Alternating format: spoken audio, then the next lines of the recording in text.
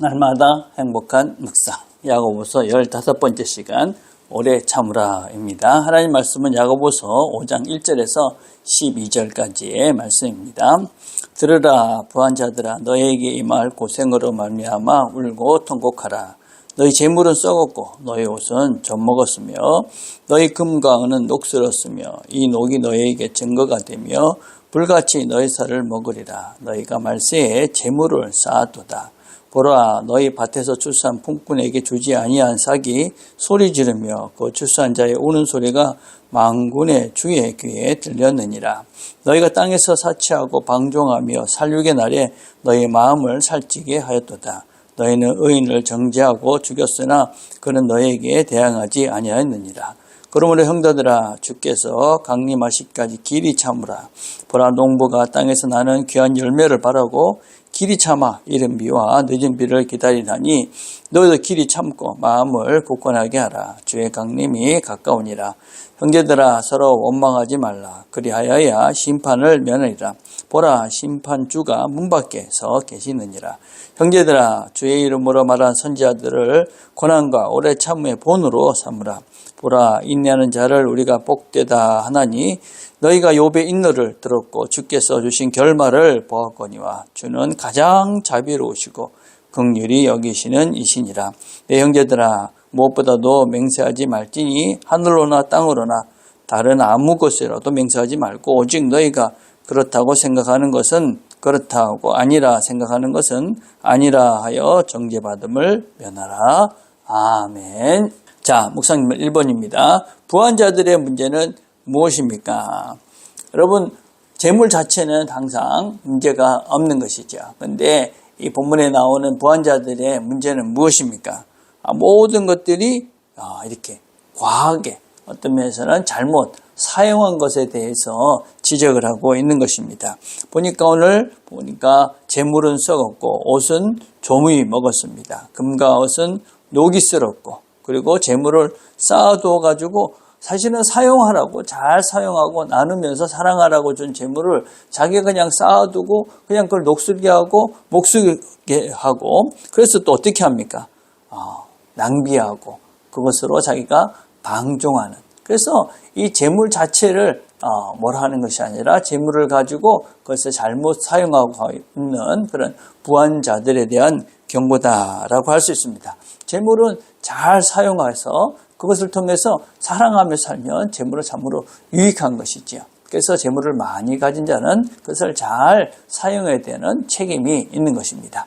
두 번째 이들의 문제는 또 무엇입니까? 재물을 불의한 방법으로 얻는 것입니다. 그래서 열심히 일한 사람들의 품값을 주지 않고 그것으로 자기가 더 배부르게 하고 그래서 정의로운 자 이런 사람들의 것들을 함부로 취함으로 인해서 그런 사람들도 해를 입게 하는 이런 불의한 방법으로 재물을 쌓는 것에 대해서 지금 야고보 사도는 우리에게 경고를 하고 있는 것이다 라고 할 수 있습니다. 그래서 우리는 재물 자체가 문제가 아니라 재물을 어떻게 사용하고 또 어떻게 버느냐 하는 것이 대단히 중요합니다. 그래서 우리는 바르게 벌어서 바르게 사용함으로써 우리가 정의롭고 또 사랑을 베푸는 것으로 우리가 재물을 사용하면 그 재물이 하나님의 복의 그런 근원이 되고 복을 누리는 통로가 될 수 있다.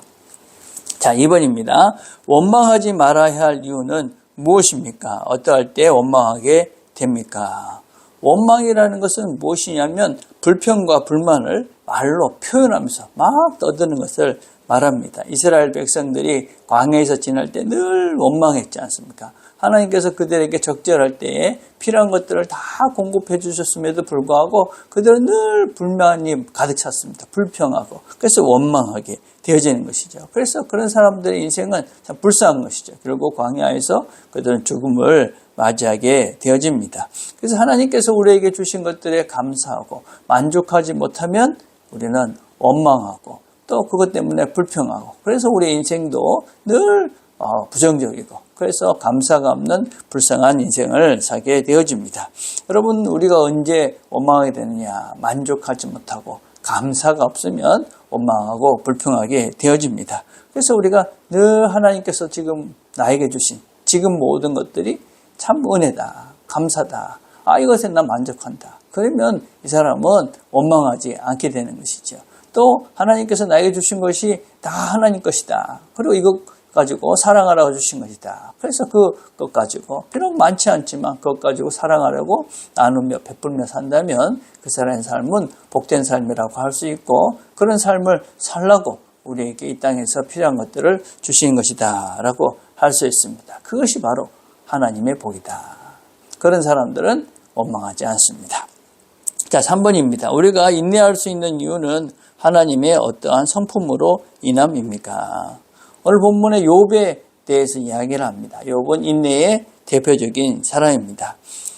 그런데 이 욥의 인내를 보면서 뭐라고 얘기를 하고 있냐면, 주는 가장 자비롭고 긍휼하신 분이다. 그걸 어떻게 볼 수 있느냐? 욥의 결말을 보면 알 수 있다. 그렇게 이야기합니다. 여러분, 그것은 단순히 욥이 나중에 2배로 더 부자가 되었다, 그걸 이야기하는 것은 아닙니다. 욥이 그 과정 가운데 고난과 고통 속에서도 욥은 하나님을 떠나지 않았고, 하나님은 욥을 포기하지 않습니다. 여러 가지 하나님에 대해서 저항하고 반항하고 하나님 왜 그렇습니까 하고 원망하는 그런 여러 가지 시간들이 있었지만, 그 시간을 욥은 하나님과 함께 보냈고, 하나님은 그런 욥을 끝까지 붙잡고 가시면서 그를 포기하지 않습니다. 그래서 그가 결국은 하나님께 두 손을 뜰 때까지, 그 역시 하나님은 저를 돌아보시는 분이군요, 그렇게 그 하나님 옆에 계신 것들을 확신했을 때 그에게 새로운 세계가 열렸고, 욥은 더 큰 이 땅에서의 복을 누리는 존재가 되어집니다. 그래서 고난과 고통 속에서 욥은 하나님을 떠나지 않았고, 하나님은 욥을 붙잡고 가셨다. 그래서 그의 결말로 봐라. 결국 그런 고난과 고통을 통해서 하나님의 자비로우심, 하나님의 긍휼하심을 우리는 볼 수 있지 않느냐. 그래, 너희들이 지금 고난을 당하지만 걱정하지 마라. 그렇게 욥과 같이 그 견디고 또 하나님과 함께 가면 결국 하나님은 우리를 붙잡고 가시기 때문에 결국 우리의 결말은 하나님의 자비와 긍휼을 볼 수 있는 결말을 볼 것이다. 그렇게 지금 야고보 선생님은 우리에게 강조를 하고 있습니다. 우리가 어떤 어려움과 불안을 당할 때 그 가운데서도 하나님을 우리가 찾을 수밖에 없죠. 그래서 그 하나님이 나와 함께 하신다. 그래서 그걸 통해서 하나님과 더 친밀해지고 하나님의 선한 뜻이 있음을 믿고 우리가 끝까지 견디고 이기며 그 길을 가는 것입니다. 그 가운데 하나님이 준비해 놓으신 더 큰 복을 우리가 누릴 수 있게 되는 것이죠. 혹시 고난 중에 있는 분들이 계십니까? 욥의 고난을 보시고 더 좋은 것을 반드시 우리에게 주실 것이다. 주는 가장 자비로우신 분이다. 긍휼을 베푸신 분이다. 기억하시고 그 고난을 하나님과 함께 이겨나가시고 더 큰 아름다운 결말을 기대하시면서 이 시간들을 잘 이겨가는 저와 여러분 되기를 간절히 바라겠습니다. 우리가 함께 드릴 기도는 1년의 마지막 시간을 감사하며 인내하며 하나님의 자비와 긍휼을 기대하는 그런 마무리가 될 수 있도록 기도했으면 좋겠습니다. 기도하겠습니다. 하나님 아버지, 감사합니다. 오늘도 함께 말씀을 들었습니다. 들은 말씀을 우리가 잘 기억하고 하나님께서 우리와 함께 하시며 붙잡고 가시는 것을 꼭 기억하고 하나님 어떤 어려움 속에서도 하나님과 함께 이 시간들을 잘 이겨나가는 우리 모두가 되도록 은혜를 베풀어 주시옵소서. 예수님의 이름으로 기도드립니다. 아멘.